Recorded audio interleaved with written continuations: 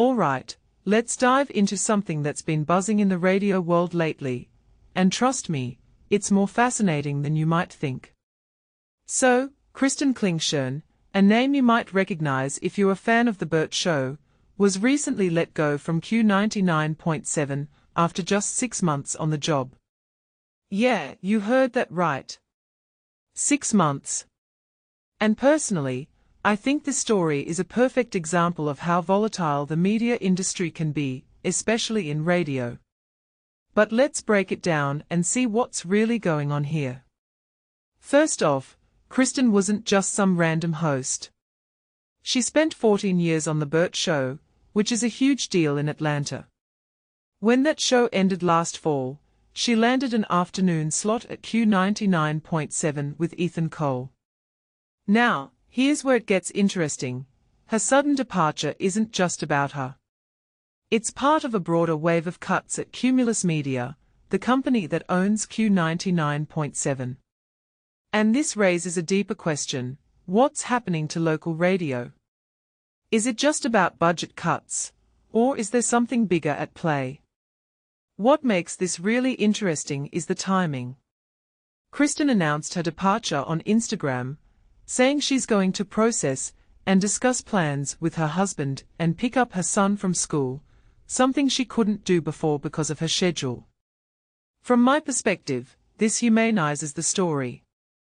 It's not just about a job, it's about how these decisions impact real people's lives. And let's be honest, in an industry that's constantly evolving, job security feels like a relic of the past. Now, let's talk about Cumulus Media. They own over 400 stations nationwide, including 4 in Atlanta. But here's the thing: radio isn't what it used to be. Streaming services, podcasts, and digital platforms have completely changed the game. So, when Cumulus makes cuts, it's not just about saving money, it's about survival. Personally, I think this is a wake-up call for the entire industry. Radio needs to reinvent itself, and fast. One thing that immediately stands out is how little transparency there is in these situations. We don't even know if Ethan Cole, Kristin's co-host, is still employed. And that's not unusual. Companies like Cumulus often operate behind closed doors, leaving listeners, and even employees in the dark. What this really suggests is that the relationship between media companies and their talent, and their audience, is fundamentally broken. It's transactional, not relational. If you take a step back and think about it, Kristin's story is a microcosm of a much larger trend. Local radio hosts, who used to be community fixtures, are now disposable assets. And that's a shame. These are the people who connect with listeners, who make us laugh, who feel like friends. When they are let go, it's not just a job loss, it's a loss of connection. What many people don't realize is that this isn't just about radio, it's about the erosion of local media as a whole. A detail I find fascinating is how Kristin handled the news. She didn't lash out or play the victim. Instead, she focused on her family and her next steps. In my opinion, that says a lot about her character.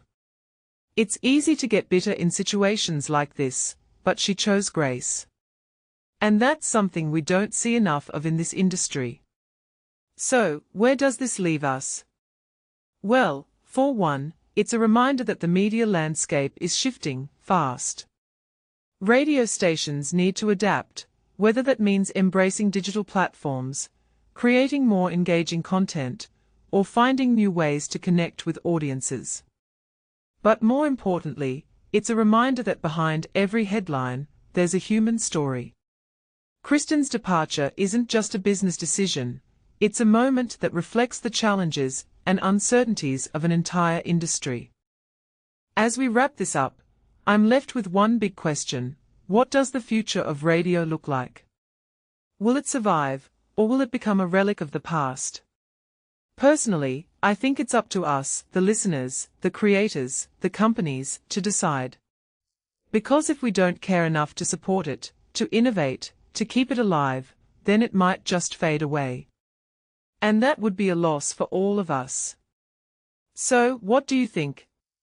Is radio worth saving? Let me know in the comments below.